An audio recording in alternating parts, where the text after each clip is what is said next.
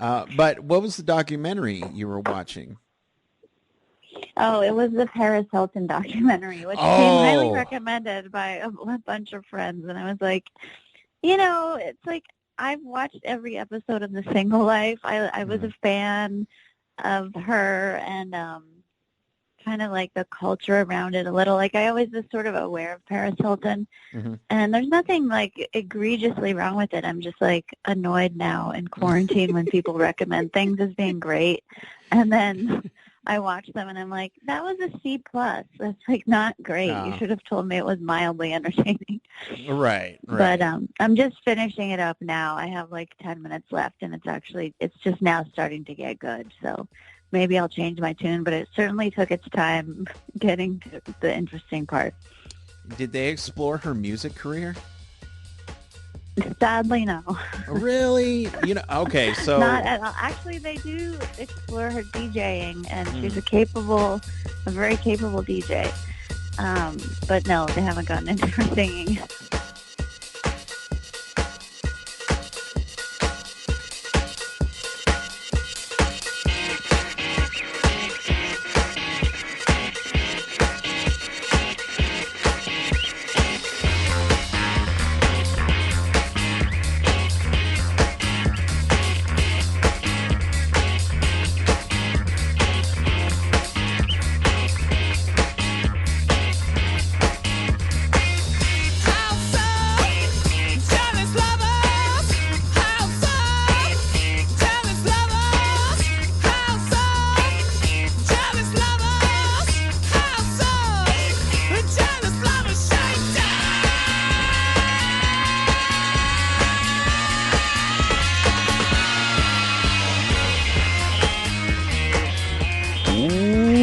Welcome, everybody, to Casting for Two, the podcast, as always, hosted by me, Chris. No, by me, yours truly, Chris. Welcome, everybody, to episode number 396. Just a big 4 away from hitting 400. Yeah. Okay, I'm done doing the radio DJ Zoo morning voice. Hi, everybody. Welcome, everybody. New listeners, old listeners, young listeners, middle-aged listeners, everyone, really. Everyone. Welcome. As always, I would like to continue my crusade of being kind to each other, as well as wearing a mask when you're going outside. I'm going to add a new one.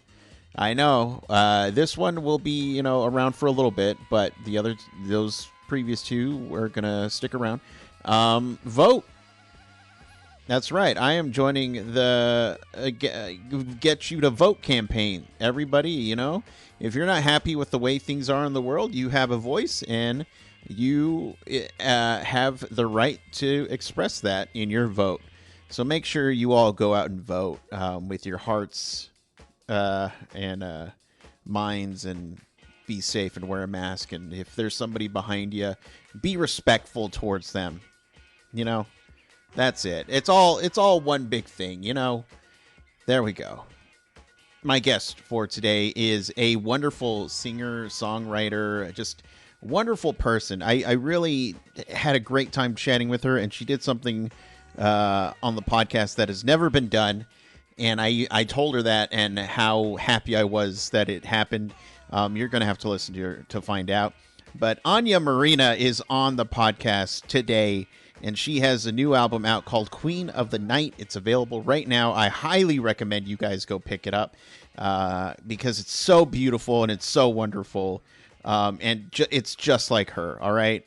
But I'm done talking. We need to get in this episode, all right? So everybody sit back, relax, and Anya, take it away. Hello, Anya. Hey, Chris. Hey, how's it going? It's pretty good. I've had a rough morning, but it's pretty good. Oh, I'm sorry. It's okay. I was up too late last night watching a stupid documentary, and I'm just all off now.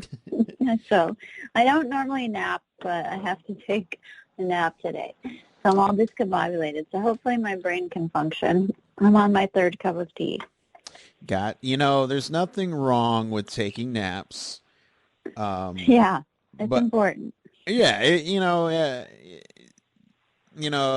I think we all reach a point in our lives. I'm not saying we all, but some of us, speaking for myself, where just like naps are great, and I was just like, who needs naps when I was in my, early mid 20s. And then all of a sudden I took a nap one day and I was like, oh, I get it. It's nothing wrong with a mid afternoon. Just, I got nothing to do. I got, 10, 20 minutes. Let's take a nap.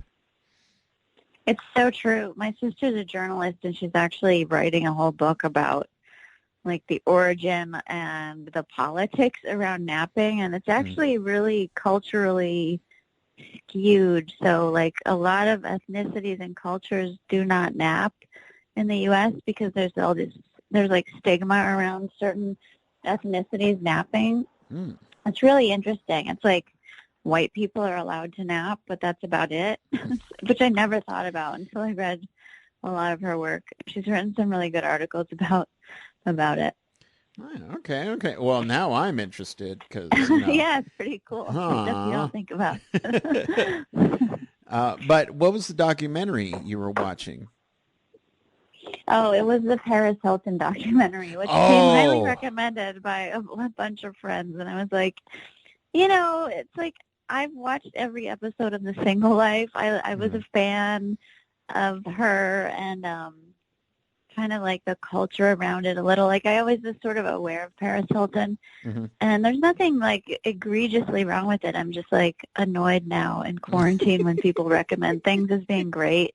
And then I watch them and I'm like, that was a C+. That's like not great. You should have told me it was mildly entertaining. Right. But I'm just finishing it up now. I have like 10 minutes left and it's just now starting to get good. So maybe I'll change my tune, but it certainly took its time getting to the interesting part. Did they explore her music career? Sadly, no. Really? Okay, so not at all. Actually, they do explore her DJing, and she's a very capable DJ. But no, they haven't gotten into her singing. So it was so weird because when her song, when her song came out, I was working at a movie theater at the time and doing my usher thing, cleaning the theaters, being a good worker. And then, they used to play songs while we would be cleaning. And one of them was The Stars Are Blind. And, before I knew it was her, I was like, hey, this is kind of catchy, whatever, doop, doop, doop, doop, doing my work. And then when I found out it was her, I was like, oh, okay. And, my opinion didn't change on that song. I'm like, yeah, it's still kind of catchy. And then it came to the point where I would start singing it and people would just be annoyed with me. I was like, look, I can't help it if it's a catchy song, all right? That's, and I don't apologize for singing it. That's what I'm trying to say. Good for you. Good for you. Yeah, I definitely bought that and the Nicole Richie single, neither of which I can remember what the titles are, but thanks for reminding me. Stars Are Blind. Did you know Paris Hilton's nickname was Star growing up? Like her grandfather and I think her dad always referred to her as Star. Oh, so the song is about her? So she's blind? I don't know. What? Who knew this was going to be a Paris Hilton analytical podcast? Are you telling me I need to watch the documentary right now? I mean, YouTube is overloaded right now because so many people are watching, I'm guessing. But Gotcha. You don't know. I'm not telling you need to. I'm on the fence about it. I mean, I just don't think it would connect with a lot of men. I'm just going to go out there on whim and say that. No, I think that's fair. And it's like I'm the type of guy who I'm very much motivated by somebody will tell me, "Oh man, this is the worst thing I've ever seen," and I'm immediately researching. Okay, where how do I watch it? I got to see this. Yeah, because it's not the fact that this is terrible. But it's just that, yeah, I kind of am interested in seeing it because the way I watch stuff, I try not to live in a world of negative movies because everybody's like, oh, this movie sucks, this movie's bad, blah blah blah. But I'm like, they take a lot of effort to make, and a lot of people put in a lot of effort. So, I can't just be like, yeah, it sucks after watching a How long were you trailer. an usher in the movie theater? Ooh, I was in. So I mean, I started out as an usher and all that for like 2 years, and then I was a projectionist for Oh my God, another how year. cool. With And film, actual film? with action, yes, I was one of those nuts that was would build the movies every Friday. Oh, really? Wait, what do you mean build? Yeah, so basically they were still film and they would come in these big reels. And, a typical movie would be 4 to 6 reels. And what you had to do was piece them together into just one large film. Oh my God, how cool. And that was my first job working at the theater. And yeah, no, that Thursdays was the best because we would leave. Once we built the movie, then we had to sit there and watch the movie and make sure nothing was bad or wrong with it. So, just I flashed to Thursday nights of just sitting there watching movies and just like, hey, all right, this movie's good, and on to the next. So, Yeah, I remember working in a radio station. Like one of my very first jobs was being the phone operator at a radio station, and I worked overnights, and then I helped the guy who got the Howard Stern show in from the New York feed, and he would have to edit out all the expletives. So he showed me yeah. once how to edit out the F word, and it took like a good, few minutes just to edit out this one quick F word, and then we'd have to get it on the air, by 6 a.m. West Coast time because we were getting it from the East Coast. But it's no joke working with those reel-to-reels. It That's serious. was no. Oh, so I was just gonna ask. When you're working at the radio station, was that before or after you discovered like, hey, I want to be in the music industry? I didn't really know then that I was going to be a singer or a songwriter or a musician or anything. I think at that time I was singing in a band, Mm-hmm. but I really was focused on I wanted to be a DJ on the radio. I wanted to have Mm. my own radio show or, and then I got into that for a good 10 years. And then simultaneously I was either in a band in the Bay Area or I was, a few years later in San Diego, I started to, play the coffee shop scene and play open mics and learn how to write my own songs. And, within a few years I had written and recorded my own album, my debut, which like I got one of those songs on Grey's Anatomy, and then that was kind of the beginning of my career. And then I started thinking like maybe I could quit radio and do music full time. That took a while though, but yeah, at that time during the Howard Stern years, I wasn't sure yet what I wanted to do. Gotcha. Okay. Okay. What now? I credit Howard Stern's interviews for giving me the inspiration on doing this entire podcast. But I'm just wondering, like, when you were editing out Howard Stern, was it like that was his dirty days, right? I mean, I'm not saying he's Oh clean yeah, now, but yeah. When he was on terrestrial oh, radio, okay, okay, yeah, yeah, so they couldn't swear much, but like a right. couple things would get out. So it wasn't him; it was probably a caller that we were editing out. Because they had the dump button then. That was when you just, I mean, radio stations still have that where you hit a button and then it deletes the last, roughly 7 seconds, I think it is, Hmm. that they build up of, oh God, all my radio stuff is coming back to me now. Uh-oh. But yeah, I credit Howard Stern with getting me really into broadcasting. I was such Mm. a radio nerd, and I loved his show. I loved his interview style. He was the first person that I remember being really open and honest and vulnerable about his insecurities and his neuroses, and he was such a great interviewer. And this was at the time when he would have like strippers and little people on all the time, so a lot of the show was kind of ridiculous and stupid. and stuff I wasn't interested in. So I would pick and choose what I liked about him. But then I actually ended up meeting him when I graduated from college. I decided instead of going to Europe on some trip that, most of my friends were going on, I just wanted to go to New York City and meet Howard Stern and be on his show. So I called up once, and they got me on, and they were like, yeah, you should come down and meet Howard. And he had me on the air a few times on the phone. And then I ended up doing his show, and they replay the episode. They used to replay the episode all the time when he had his E-show, like in the 90s, I remember. Yeah. But he was very encouraging to me after my appearance on the show. He was like, you're a natural. You should really do this. So that's when I started pursuing radio full time. And that seems like a lifetime ago. But, yeah, he's fantastic. I loved all his books, too. Right on. It's amazing how they're individuals, and I credit Howard for being one of these who is a supporter of creative people. I've run into a couple, but it's just like you meet somebody that knows nothing about what you do, but if it's creative, oh my gosh, I want to hear about it. Tell me more about what you do, or something like that.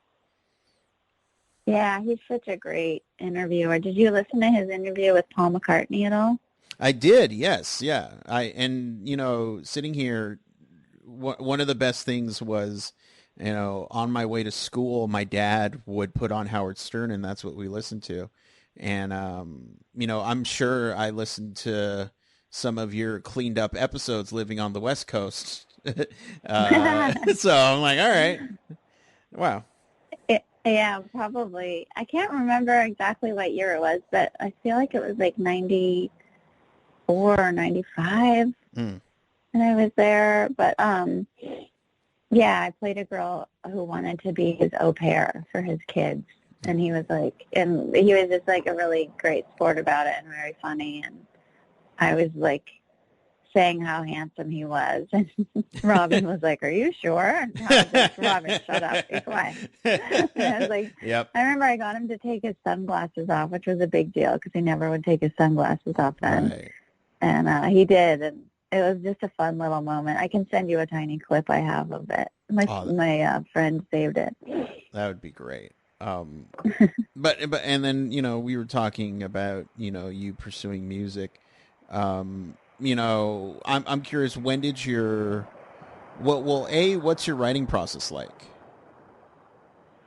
My writing process for this last record, Queen of the Night, was a lot about collaboration. I had spent a lot of years just writing songs by myself in my bedroom and developing those demos. But I think I kind of got burnt out after doing that a bunch, and I wanted to grow as a writer, and I knew if I wrote with other people and wrote different genres, I would get better. I was in this songwriting club that was like an email group of songwriters, and we would turn in songs every week based on a challenge or a topic. And I had been doing that for a couple of years. So I was accustomed to like going outside my comfort zone and writing a song that I, just for the sake of writing it, like as an exercise. Mm-hmm. But then I started to get connected with some friends in Nashville, and I would go down there to do these songwriting sessions that I'd heard about where they, you write, sometimes you do a 2 a day, which is like 2 songs a day, and you do a morning session. You'll write with a couple songwriters between 10 and 1, and then you'll drive across town and write another song between 2 and 5. And then everybody's kind of done with their day so they can go have dinner with their families and stuff around, 6 o'clock. So it's like a regular work day down there. And I was fascinated by that, so I started doing those things here and there. And, some experiences were great, and some songs that came out of that were great, and other songs were kind of like, well, this is a throwaway, or this is like a jingle that I don't ever want anyone to hear, or, But a lot of them ended up on, the last EP I put out, the Over You EP. There's a song Dynamite I wrote that ended up being in Nikki Glazer's Netflix special at the beginning and the end, and it's a great fun song. And then the song I wrote with this guy, Zayd Wolf, who also goes by Dustin Burnett, but his artist name is Zade Wolf.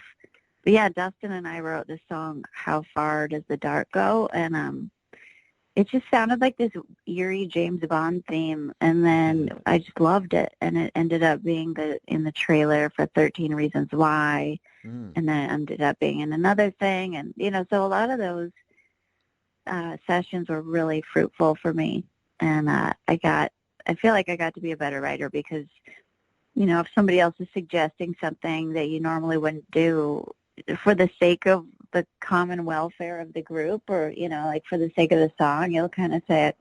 You sort of like set aside your own inner critic or your editing voice that will normally say like, no, I'll throw that out, that's not good enough, or that's cheesy, or this isn't a melody I'm comfortable with, or I don't know where to go from here. And then you just kind of keep moving forward, and it's really fun. It was really good for me because I can tend to get,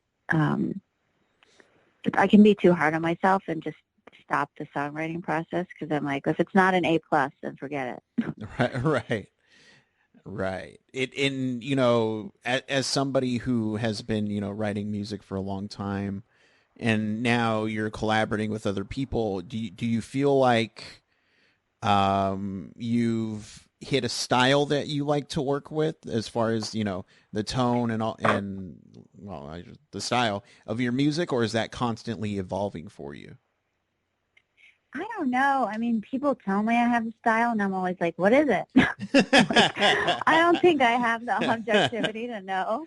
But, people will tell me, it's your voice. Your voice is the thing that, I know it's an Anya Marina song if I hear your voice. So that's kind of nice to know because I've definitely done stuff that's like, something like Satellite Heart, which was on the Twilight soundtrack, and it's very dreamy and kind of sad and romantic. And then I've done like punk, like kind of pop punky stuff like Spirit School, which is like this, it sounds like it was like my Joan Jett moment, that I did with the guy from Telekinesis, Michael Benjamin Lerner, and it's like all electric guitars and loud drums, and it has a totally different sound, but people have said, no, it still sounds like you because of your voice. So that makes me feel good. But I don't really know what my style is. When I meet somebody that is a songwriter, let's say, and isn't familiar with any of my stuff, which is also kind of fun, and they ask me what direction I want to go, I'll usually say,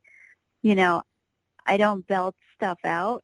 So usually it's kind of like more intimate, vocal-heavy stuff, like crank the vocals and give it some room to breathe.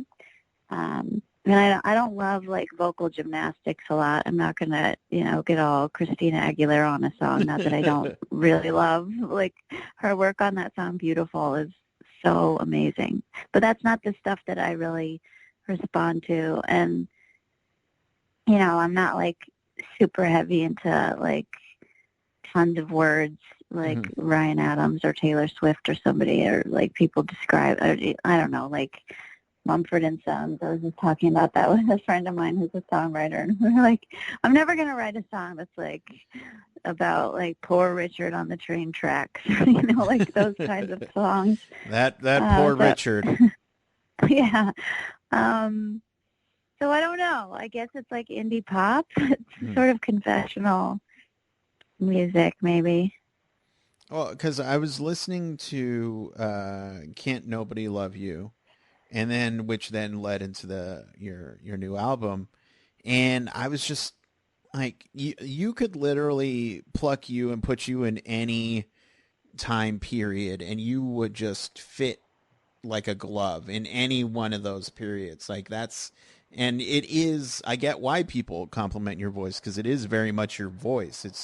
It works for anything except. Have you done rap?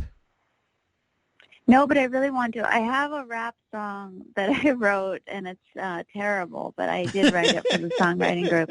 And then I was really influenced by Bob Schneider, the head of our group, like a few years ago, and I wrote this song called Shut Up, which certainly isn't rap, but it's very Bob Schneider-y in that he does a lot of like talking in his songs, or like it's sort of like talk singing, but that's a terrible explanation for what it is. But in Shut Up, I do a little bit of that, and it felt really fun and liberating to just kind of like, almost like Joni Mitchell will do a lot. Like in that song, there are a lot of words, and it's a different rhythm. It's not rap at all, but it was like I wasn't trapped by my usual cadence in songs where it's like you're going with the chords. It was sort of like, here are these two chords, and you have a bunch of seconds between them, and, say a bunch of stuff as if you're talking. So I did that, and it was really fun. And Shut Up is one of my favorite songs that I've written, and it's connected with a lot of people too. So it's kind of like, I don't know if you've heard that one, but it's like one chord, like, brum, heard about you for a while, never saw a show, used to play on college radio. So it's just a different way of phrasing than usual, and I had fun with that. I would love to get back to that, but my dream is like to have my Eminem Dido moment where a hip hop, like I would love to do something with Frank Ocean. Not that he would. Yeah. I mean, he does all his stuff mostly alone or with whatever, like not me. But I love him so much, and I would love a rapper, hip hop artist to sample one of my songs and do something with it. I think there's a lot of really beautiful stuff, and like sonically beautiful stuff that somebody could easily sample. Well, you know what? You're saying it out into the universe, so now I have a good feeling it's going to happen. If there's one thing that I'm good at, it's making things happen on this podcast. That's good. I'm a terrible rapper, but I have wanted really badly to cover Frank Ocean, but I do it privately. Like I know a couple of his songs that are just so beautiful, but I would never do them I don't know, I would make them more my own, I guess. Right. But he's so good. I mean, I'm always amazed by his stuff. Nice. And I brought up style and, you doing different music and all that. Is that what makes, and now you've collaborated with this new album, is that what makes music fresh for you? Like, instead of not getting stale and boring? Maybe, like you mean collaborating or trying out different styles? Trying out different things for you, yeah. Yeah, I don't know if I even consciously do that. I normally will just get hypnotized or obsessed with some melody that I can't get out of my head, and then I just figure it out on guitar, and then I'll try to work with a producer or another person to help me shape it a little better. But a lot of these songs that are on the record were just melodies that just came out from noodling on the guitar, or a piano or something like. But in the case of one of my favorite ones, Broken Bottles, I heard that on Matt Pond from Matt Pond, PA, on his laptop. He was playing me some demos, and he just had the beginning of Broken Bottles. And I was like, what is this? This is a hit. This is a hit. I want this. What are you doing with this? And he's like, nothing. I don't care about this one. And I was like, dude, this is a hit song. I would play this on the radio. You crazy. This is so good. And I just loved, like, the strumming pattern. It's still so hard for me to play because it's on the 2. It's not on the 1. And he was like, you can have it. I don't want it. And I'm like, are you kidding me? So I tried to keep all the lyrics that he had on his verses, and then I just wrote new choruses and tags and maybe a pre-chorus too. And I love that song so much. Still, every time I play it, I'm like, this is like one of those songs I wish I had written or come up with the idea, but it sounds enough like me where I can get away with doing it. And it's not like people are like, what is this? Right. This isn't an Anya Marina song. But yeah, and then something like Me and My Phone, that's just like a typical, I would say if I have any real typical thing I do, it's a descending line. Like in a lot of my songs, I mean, not to give myself away, but like Satellite Heart is like, it goes, so it's going down like that, So it's all descending, and then Move You is one of my other songs, and it just goes down.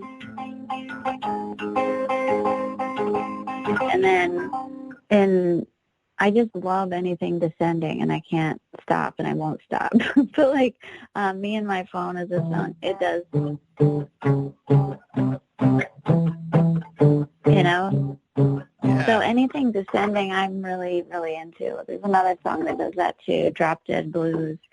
I don't know. I don't know where I got that. Maybe the Beatles or something when I was a kid. I don't know. But anything descending, I'm like, yes, I love it. I have a huge smile going on right now because you are the first person to break out an instrument and play it. And that makes me so happy. Oh, good.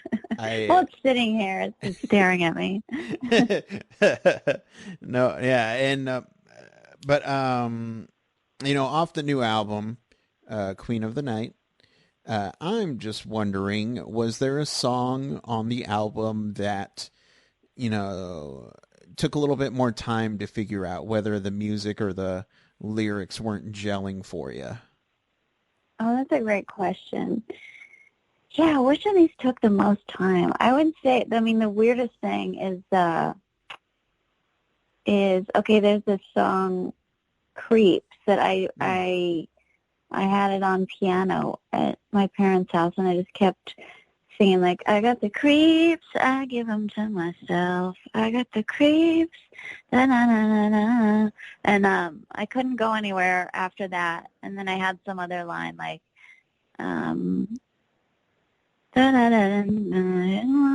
wait, it's hard to remember this.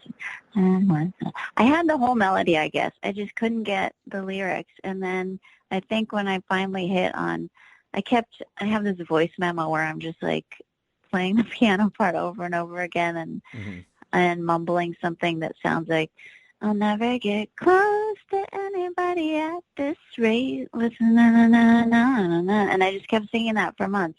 I'll never get close to anybody at this rate. And I got together with Miles Francis, the artist, who's so great, and we just worked on that song. I brought it to him, and he was like, I love this. And he kept the melody and everything, and he just sat there while I kind of tooled around with the lyrics, and I finally landed on some stuff, and he just helped me. Sometimes you just need another person to sit in a room with you and be like, no, that's fine, that's good. Change maybe this one word, or change this around, and he really helped shape it, and it just felt so good because I think I had that one rolling around for maybe 8 months or a year or something like that. And then 16 Letters, that's probably the oldest song on here. I think I wrote it way back in like 2015. And it was just a bedroom demo. Yeah, it was a bedroom demo, and I knew I wanted it to layer on top of itself. Each verse layers on top of itself, and even though they have different melodies, and it all works really well. But I think I just doubted the structure. And again, I took it to Miles, last year, I think. And I was like, I love this song so much. I don't think it makes a ton of sense, but I don't think I want to change the lyrics because I just love how all the words fit. I remember singing it once to somebody who was kind of like an erudite critic of things, not a music critic, but they were like, what does this mean? And I was trying to explain that I wrote it about a friend of mine who had a breakup with one of his friends, like a friendship that had lasted 20 years, and they got in some texting argument, and they just like ended their 20-year friendship, and I couldn't believe it. And he had shown me all these screenshots of their texts, and I was like, you guys are being terrible to each other. I can't believe how mean you are. Like, these texts are just so awful. And then I thought about myself and how many emails I've like wanted to write and never sent, and just thought about like how we communicate nowadays. Like we just unfriend people, we just cancel people, we delete people. We don't have conversations anymore. And like when you call somebody on the phone now, it's a joke to say like, I can't believe somebody FaceTimed me without warning me, or I can't believe someone just called without warning me. It's like we used to call each other all the time without a warning. It's not a hostile act. But so 16 Letters is sort of about that. But when you read the lyrics, the only part that really makes sense is the very end where it says, remember when we used to call each other on the phone. And So that one, I just needed Miles or some producer, which happened to be Miles, to say, this is great how it is. I wouldn't change anything. Let's just, we just worked on structure a tiny bit, but I basically kept it sounding almost exactly like the original demo. I think I just repeated the whole verse structure once to make it longer. But I really like that I did that because a couple times people have put doubt in my head about things like, Right. what does this mean? Work on this more. But I don't know. There's something about a simple song that I think is beautiful too. Like not every song has to be 4 minutes long or 3.5 minutes or have a bridge even,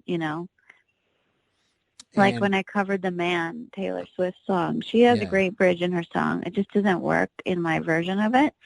And I don't know, I really wanted to highlight the lyrics, and she's talking about, the inequalities and the hypocrisies of being a woman now, that like Mhm. men are allowed to do X, Y, Z, but if a woman does them, you're seen as a bitch or mouthy or difficult or, slutty or whatever it is. And I loved her lyrics. I thought they were so well done. And but then when I got to the bridge, which is a little kind of funnier and maybe it didn't quite fit with the feeling of the Mhm. song that I had, the sonic feeling of it. So I just left it out, and I think it works really well without it. Okay, nice. And finishing, a song that you've been having in your head for, for a while, is there a sense of like, oh my gosh, like not relief, but almost like a Judd Nelson walking in the middle of a football field, raising your hand in the air victory moment? Yeah, totally. I had that with this song, Nothing, on the Uh-huh. album.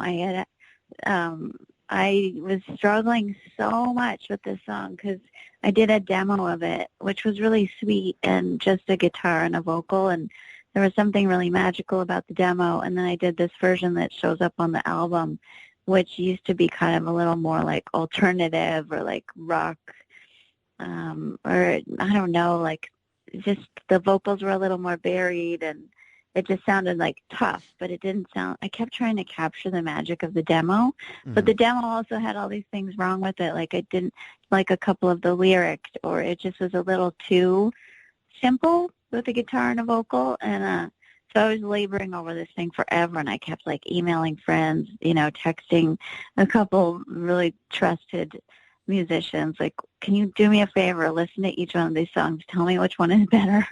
I'm not going to tell you which one I spent a ton of money on, but tell me which one is better and more magical. And everybody had different answers, and finally I was like, okay, I just have to go with what I want to do. Yeah. And in the end, I finally like came to a decision that kept the magic of the original thing and the toughness of the new one that I'd spent a bunch of money on. And it was all done in mixing. Hmm. And my mixer, he's just so great, Brandon Bost, and he took out a couple things that were bugging me and like really brought the vocals up, and he got it. He really, really got what I was trying to do. So that one felt like a total Judd Nelson in the football field triumph moment. Like, finally, I'm done with this fucking song. I got it. And also there's something liberating about, like, letting go of the perfectionism. Like, Mm. okay, maybe I'm not going to get that perfect magical thing that I want, but this is good enough. Like, I need to move on and write some other songs too, Right. and I can always release the demo if I want someday at some point, for a B-side or something.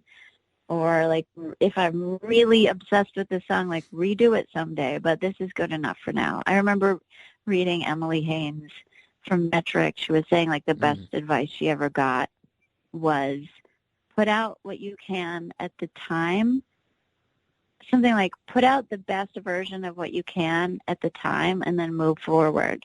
And I love that because I Mm. think musicians and artists and podcasters, like writers, people who are creative, they can labor over something endlessly, and it's really hard to know when is the moment to move on. Right. You And know? and then in my own personal experience, it's like you get older, you get more experience, and then you see that thing that you did, and you go, "Oh wait, maybe I could just do this." I don't know. You get more of a an input if you wanted to work on something that you previously did. But of course, you fall down that hole of, it'll never be perfect, because you can always keep working on it. But I don't think there's anything wrong with that. That's why deadlines are good. It's like, yeah. well, it's got to be done by Friday, so you better hustle. Yes. Sometimes a deadline is really good. And for people at home who would like to keep up with everything that you're doing, pick up the album. And side note, when this episode goes out, the album would have already been out. But also follow you online. Where can they do all that? Instagram at Anya Marina.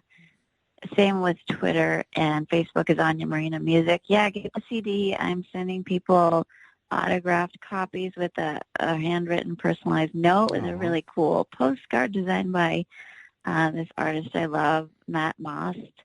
And he also did my T-shirts, which are so cool. So I have those available. All that stuff is either at my website or at anyamarina.bandcamp.com. And, limited edition T-shirts and CDs. Get them. The CDs come with a download card because I know nobody who in their right mind has a CD player nowadays. But it's just a cool little thing to hold. And if you're concerned about the environment, it's mostly biodegradable. So it's all like a little cardboard sleeve. So it's cool. Oh, okay.